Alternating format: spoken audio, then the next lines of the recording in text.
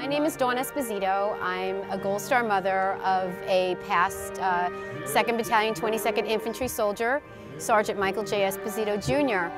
And prior to his death, I was his morale officer for his unit in Afghanistan, August of '03 to his death in March of '04. And after his death, he wanted his men taken care of. And it gave me a purpose and a reason to get up every day.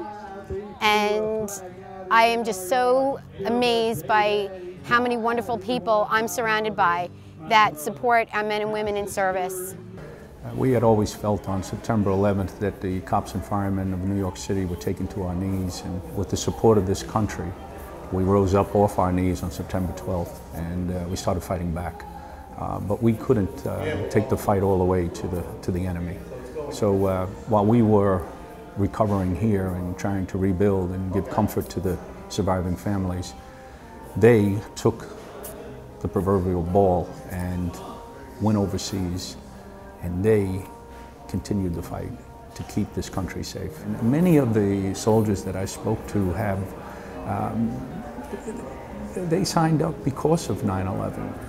And they feel as if 9/11 is much of the reason why they're over there fighting. My name is Michael Siliberto. I was with Triple Deuce from 2000 to 2004. I've been deployed with them to Bosnia and Afghanistan. And you know, when the attacks happened on September 11th, you know, the police, FDNY, NYPD, the iron workers, the construction workers, they did everything that they could for this country. And they did an excellent job down there at Ground Zero. And now their job's done, and now they passed the ball on to us since then. My name is Owen McCaffrey. I'm a retired NYPD police lieutenant, and I was assigned to the emergency service unit as a citywide midnight platoon commander. Today we're here up in Fort Drum, and we're here cooking for them and talking to them about the brotherhood that the cops and firemen have with them. Because basically during 9/11, we were victims of a terrorist attack. We dusted ourselves off, tried to dig out and save as many Americans as we could, and then we passed the baton to them to go take care of the terrorists that attacked us. And this is our little way of paying back.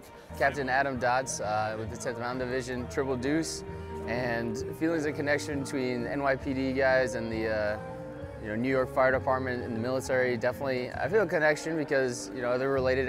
Everyone's serving in a different capacity, and the military does their part overseas, the fire department, police, and all our local authorities do their part here. Hi, I'm Larry Fields, retired police inspector, Port Authority Police. It's a group of people that have come together to give support to the soldiers that are fighting overseas, that are continuing our fight. We're bonding with them in a way that not too many people know how to do. We have the experience from different things that we've been through, and we're able to relate to them, and they're able to relate to us. And they're most humble and most appreciative of what we're doing for them. It's amazing really how humble they are and how much they appreciate what they're doing. My name is Sergeant First Class Mark Tinto.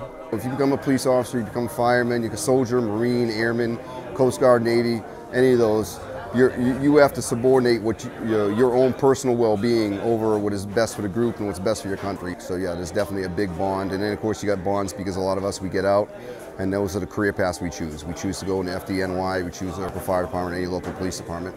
My name's Steve Mona. I am a retired lieutenant with the NYPD, World Trade Center rescue worker. These guys are all real heroes, and to be able to spend the day with them and share our experiences and some food and some beer really makes us feel like we're giving something back for all the support that we got after 9/11. There's definitely a connection between the fire department and the police department and the military.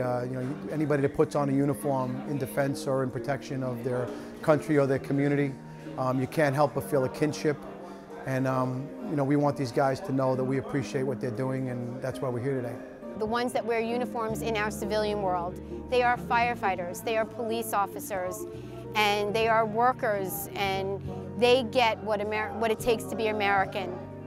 And coming here today is a win-win for both sides. It truly is uniform to uniform, brother to brother, generationally, past, present, and future.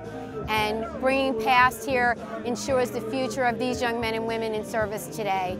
And I'm just honored of how many people came together to make today's event happen for these wonderful soldiers. And it's nice to interact with these young men that have just come back from war and to tell them that they're really appreciated. And there's a super duper heavy duty bond between the NYPD and the troops. I just want to say on camera, I want to thank them from the bottom of my heart for everything they're doing.